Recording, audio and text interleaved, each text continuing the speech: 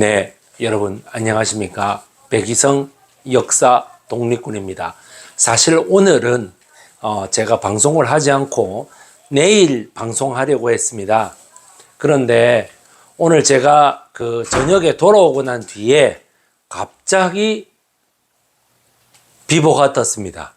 그래서 제가 부랴부랴 확인해 보니까 사실이었습니다. 여기 홍세화 우리 진보신당 대표께서 돌아가셨습니다.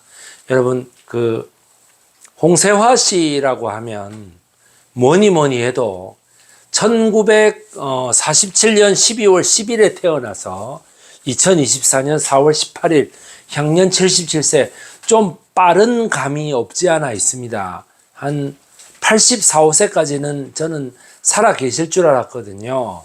홍세화 씨 그러면 여러분 한겨레 신문에 왜냐하면이라는 코너로 정말 일주일에 한 번씩 우리들에게 인터뷰 기사를 주시던 분이었는데요.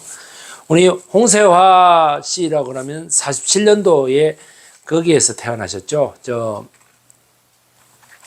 서울시 종로구에서 태어나셨죠. 3살 때에 그 천안 아산 지역에서 황골마을이라는 데가 있었는데 거기에서 그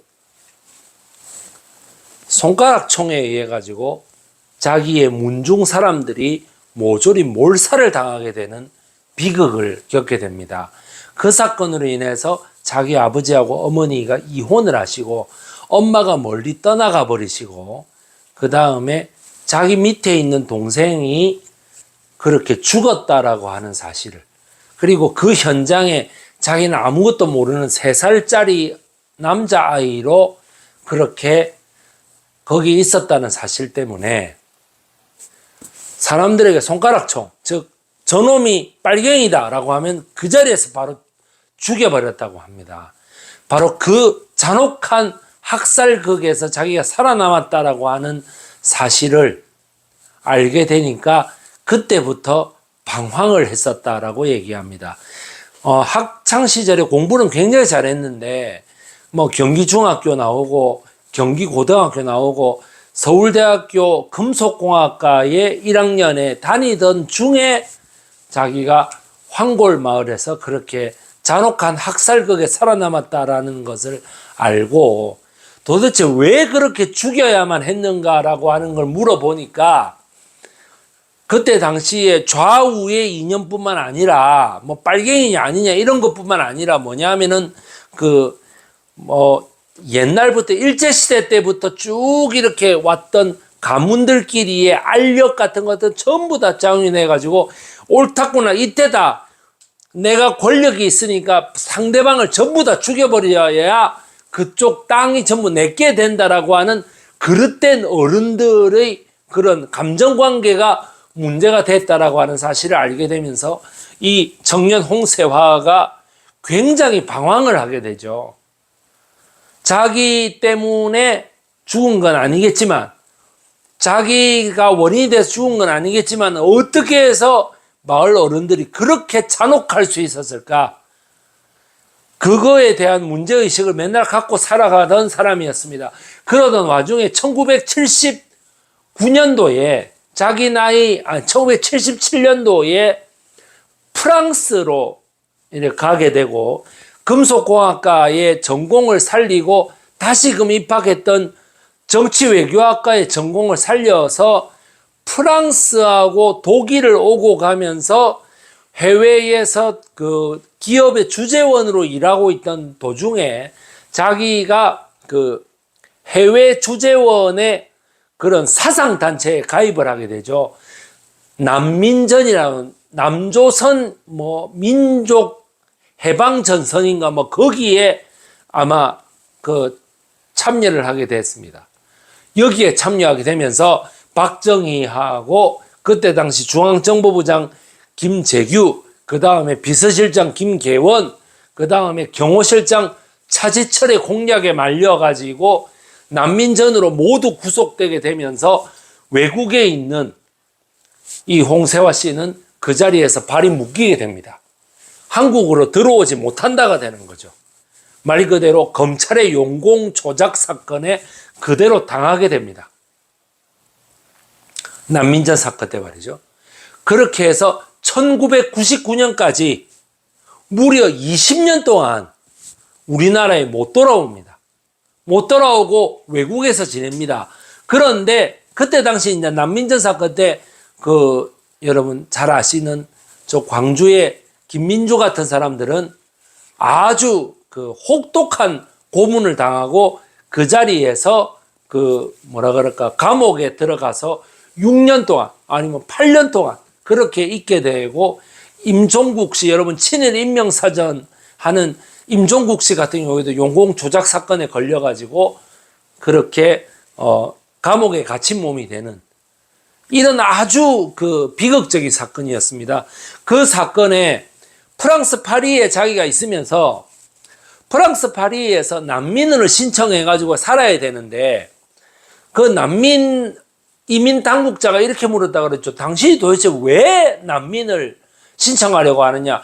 당신은 멀쩡한 회사의 주재원이 아니냐? 그랬더니 내가 사상적인 문제 때문에 지금 대한민국에 못 돌아간다라고 했더니만 뭐가 문제냐라고 말해서 이러이러하게 걸렸다라고 말했더니 그 이민국 직원이 이렇게 말했다 그러죠. 아니 당신은 그냥 남들과 다른 이야기를 했을 뿐인데 왜 그거를 대한민국 정부에서 단속하고 차단하느냐라고 말을 해가지고 자기가 할 말이 없었다고 합니다.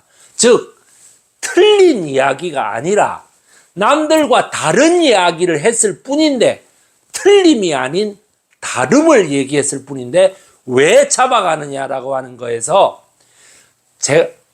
다름 즉 뭐냐면 서로 다른 이념, 서로 다른 종교, 서로 다른 모든 것을 넘나드는 똘레랑스라고 하는 독특한 프랑스의 사상이 있다는 걸 알게 되고 거기에서 우리나라에도 똘레랑스가 필요하다. 즉 남북의 공산주의냐 자본주의냐 뭐 기독교냐 불교냐 뭐 무종교냐 아니냐 이런 거를 모두 판가름 짓는 그야말로 이런 생존의 문제 자기의 그런 6.25 때에 그런 벌어졌던 학살극이라든가 이런 거를 다 봤을 때 생존의 문제가 우리나라에 시급하다라고 하는 것을 깨닫고 그때부터 똘레랑스의 한국화를 위해서 평생을 노력하신 분입니다. 이분이.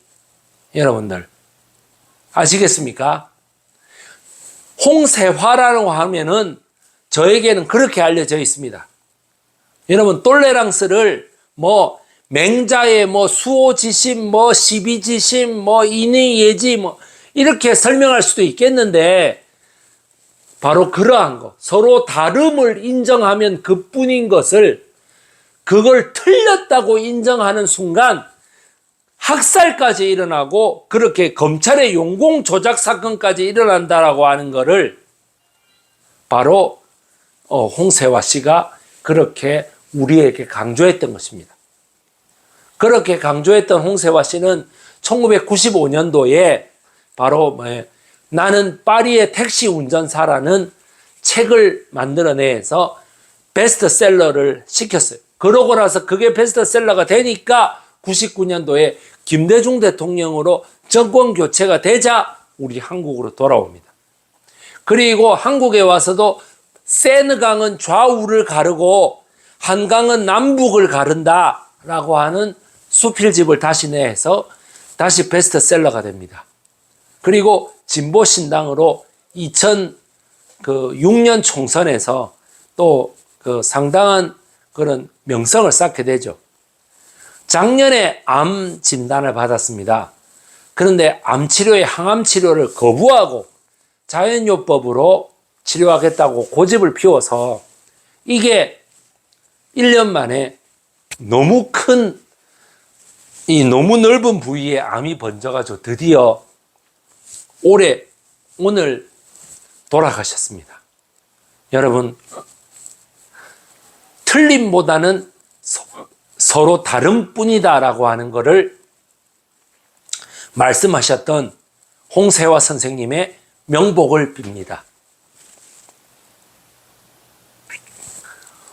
오늘 제가 방송을 안 하려고 했는데 그래도 홍세화 선생님의 부음을 듣고 제가 일면식도 없는 사이입니다만은 그래도 홍세화 선생님께서 그 가시는 길에 편안하게 가시라고 이렇게 여러분께 방송을 해드렸습니다. 오늘 백이성 강사였습니다. 저는 내일 4월 19일 4.19 특집으로 다시 찾아뵙겠습니다. 감사합니다.